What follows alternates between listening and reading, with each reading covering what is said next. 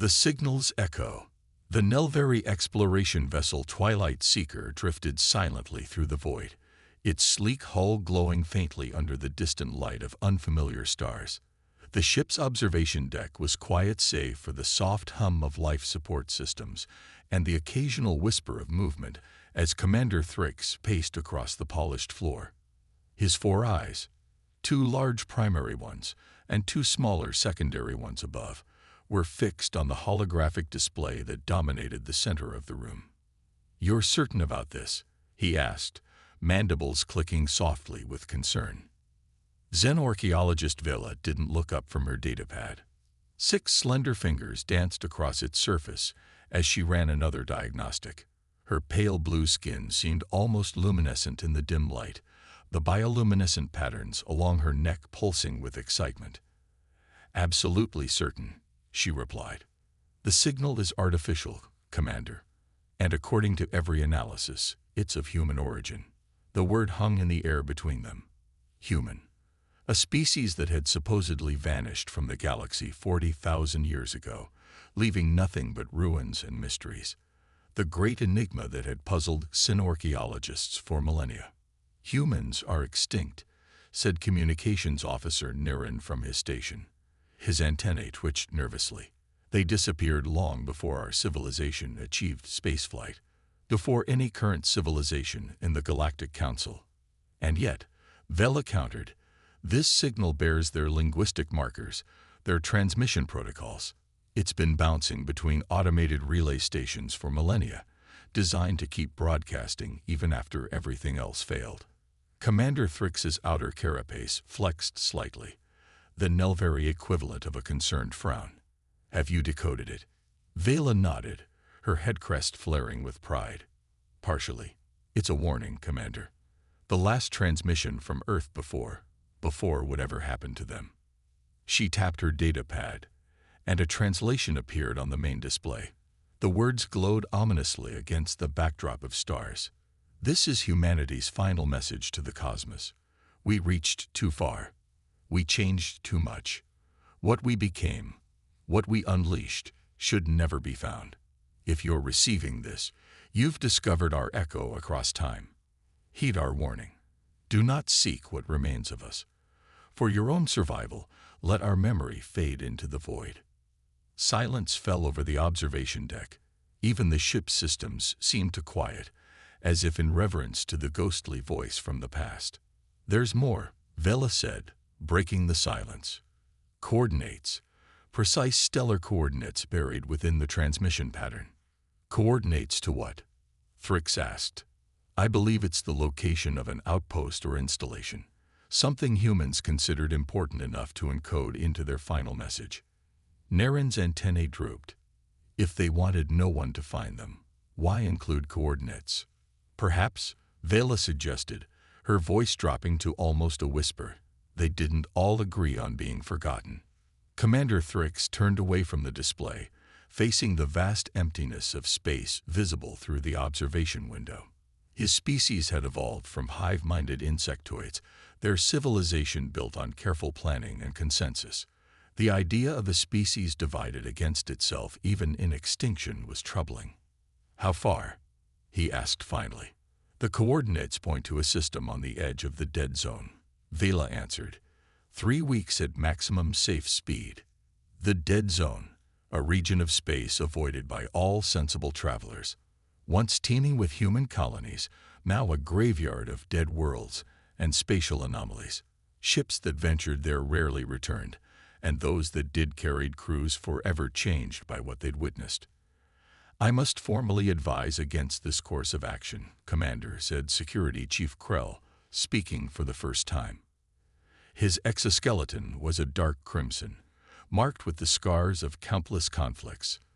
"The dead zone is restricted for good reason. Whatever destroyed the humans might still be there, waiting.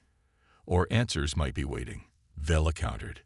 "The greatest archaeological discovery of our age, perhaps of any age." Commander Thrix remained silent, considering. His species valued caution, but they also prized knowledge above all else. After what seemed like an eternity, he spoke. Plot a course for the coordinates, but approach with extreme caution. We observe only, no direct interaction unless I expressly authorize it. As the crew dispersed to prepare for the journey, Vela lingered on the observation deck, staring at the translated message. Something in the phrasing troubled her. Not, "we destroyed ourselves," or "we were destroyed," but what we became. What had humanity transformed into that warranted such a warning? The journey to the dead zone took exactly 22 days, each one heavier than the last. The Twilight Seeker passed the boundary markers without ceremony, entering a region of space that seemed somehow darker despite the presence of stars. Equipment malfunctioned sporadically. Crew members reported disturbed sleep, vivid nightmares. Vela spent most of her time in the ship's archives, studying everything known about humans, which wasn't much. They had been bipedal mammals, remarkably adaptable, with a unique blend of curiosity and caution. They had expanded rapidly across their section of the galaxy, establishing colonies on hundreds of worlds before suddenly vanishing from historical record. On the 22nd day, the ship's navigator announced their arrival. The coordinates led to an unremarkable star system, a dim red dwarf orbited by 3 planets. 2 were gas giants, massive and churning with perpetual storms. The third, positioned precariously in the habitable zone, was a scorched world that bore the unmistakable scars of catastrophic warfare. "Life signs?" Commander Thrix asked as they established orbit. "None detectable," replied Science Officer Malus. "The atmosphere is heavily contaminated with radiological elements. The surface appears to have been subjected to orbital bombardment approximately 39,000 to 41,000 years ago." "Then we found nothing," said Krell, not bothering to hide his relief. "Wait," Vela interrupted, pointing to her console. "I'm detecting an artificial structure in stable orbit on the far side of the planet. It doesn't match any known design in our database." The Twilight Seeker altered its trajectory, bringing the structure into view. It was enormous, a ring-shaped station measuring nearly 10 kilometers in diameter, slowly rotating around its axis.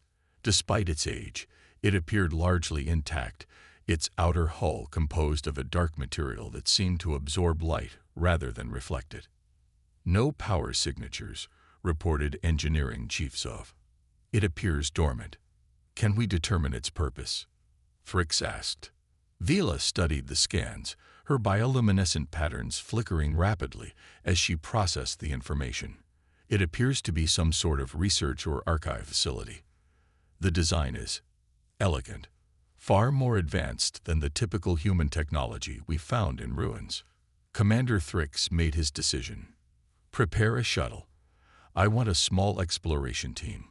Myself, Vela, Krell, and Zov. We'll investigate directly." The shuttle journey was brief but tense. As they approached the station, its scale became more apparent and more intimidating. The dark material of its hull revealed subtle patterns upon closer inspection, intricate designs etched into its surface that seemed to shift when viewed from different angles. "No obvious entry points," Krell noted as they circled the structure. There, Vela pointed. A section of the hull appeared different, a subtle variation in the pattern. "I believe that's an airlock or docking port." As the shuttle neared the indicated section, something extraordinary happened. The seemingly solid hull rippled like liquid, opening to reveal a perfectly sized docking bay. Lights flickered to life along its interior walls, dim at first, then growing stronger. "It's responding to our presence," Vela whispered, awe evident in her voice. "It's waking up." "We should retreat," Krell insisted, weapon already in hand. This could be a trap. But it was too late. A gentle but irresistible force had taken hold of the shuttle, drawing it smoothly into the docking bay. The hull sealed behind them, and for a moment they were plunged into darkness.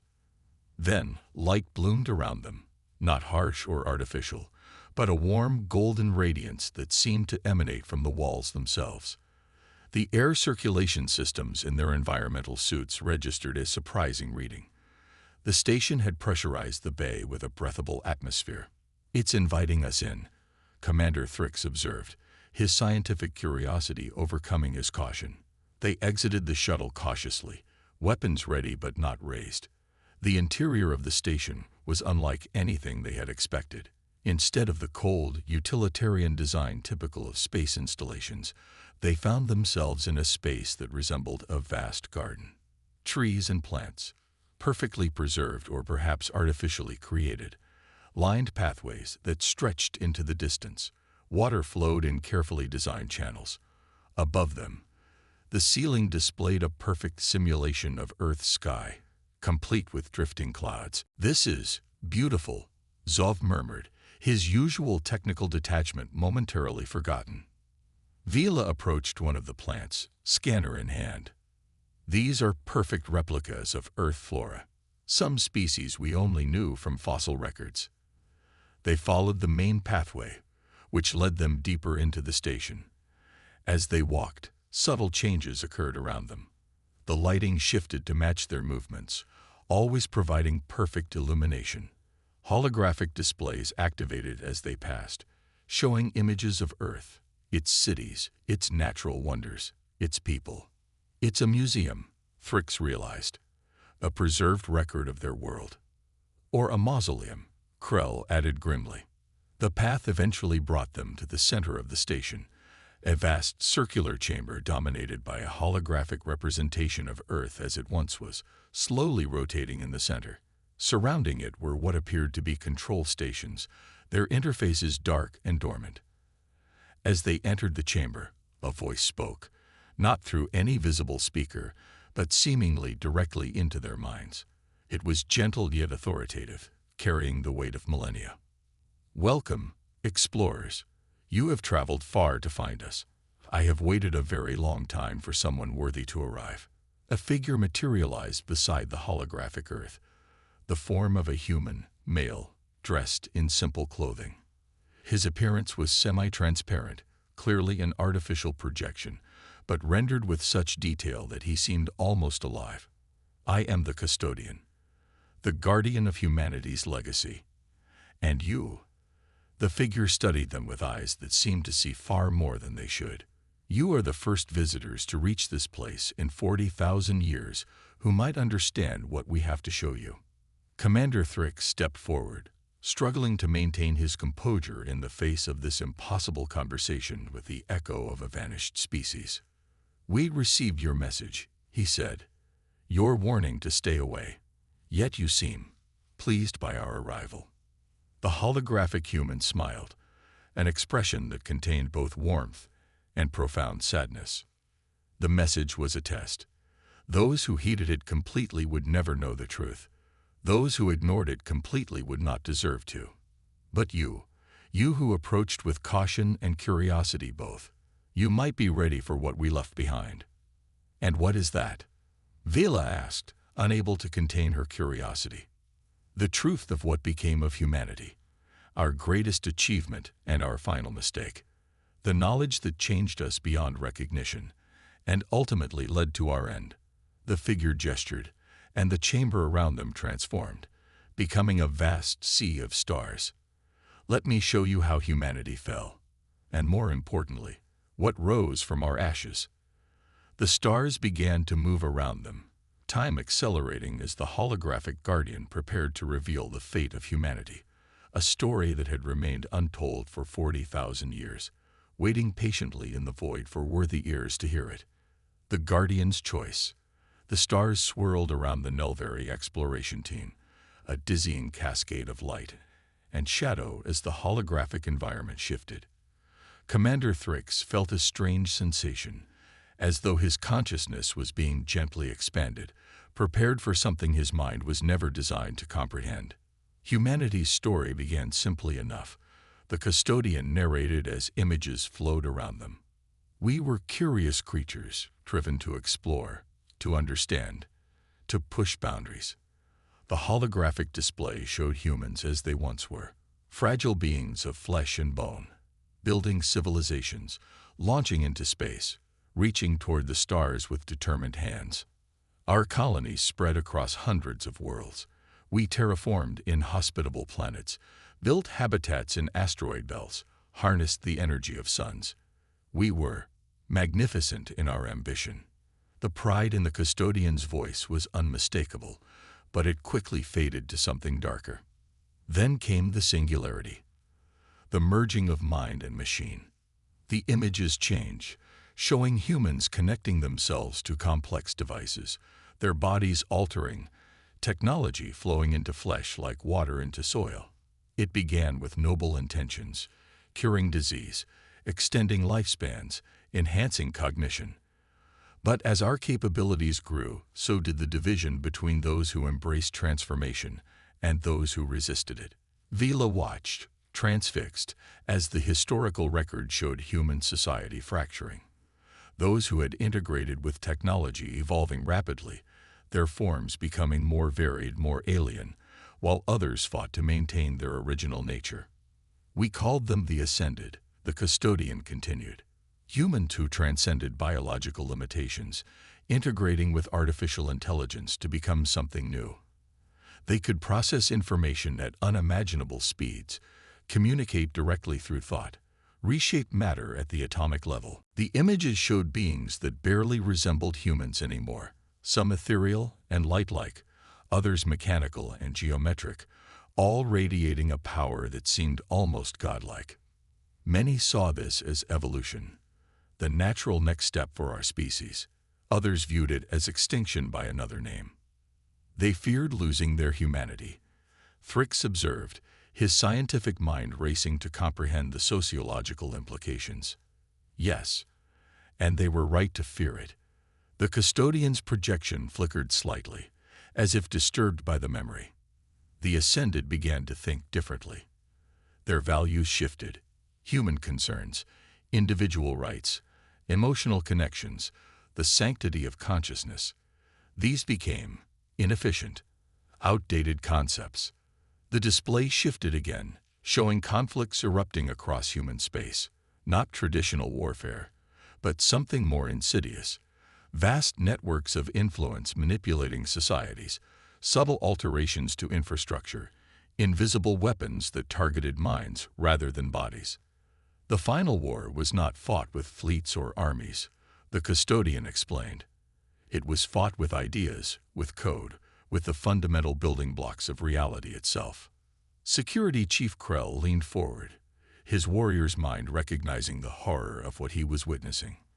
They weaponized their own technology against each other. Indeed, the Ascended sought to elevate all of humanity, with or without consent. Those who resisted created countermeasures, weapons that could attack the intersection of mind and machine. The images grew chaotic, planets engulfed in strange energies that weren't quite fire, weren't quite radiation, but something beyond conventional physics. Space itself seemed to warp and tear in some locations. We unraveled the fabric of reality in our conflict, created rifts in space-time, unleashed forces we couldn't control. The dead zone, as you call it, is the result of our hubris. Engineering Chief Zov had been silent until now, but he could no longer contain his scientific curiosity. But you survived. This installation survived. I am not a survivor, the custodian corrected gently. I am a record. A final project created by the last enclave of unmodified humans before the end. A repository of everything we were, everything we learned, and a warning about what we became. The chamber returned to its original state, the holographic Earth rotating serenely at its center. The contrast between its peaceful beauty and the apocalyptic visions they had just witnessed was jarring. For 40,000 years, I have waited, broadcasting our warning, preserving our legacy, hoping that someday another intelligence would evolve that might learn from our mistakes. Vela stepped closer to the hologram, her researcher's mind buzzing with questions. Why show us this? Why preserve knowledge that proved so destructive? The custodian's expression softened. Because knowledge itself is never the enemy. It is how it is used, how it is integrated, that determines whether it heals or harms. With a gesture, the custodian caused new displays to activate around the chamber. Complex schematics appeared, medical technologies, energy systems, computational architectures far beyond anything the Nelveri had developed. This station contains the sum of human scientific achievement, including the early stages of the technology that led to our transformation. Used wisely, with proper ethical constraints, it could benefit countless civilizations across the galaxy.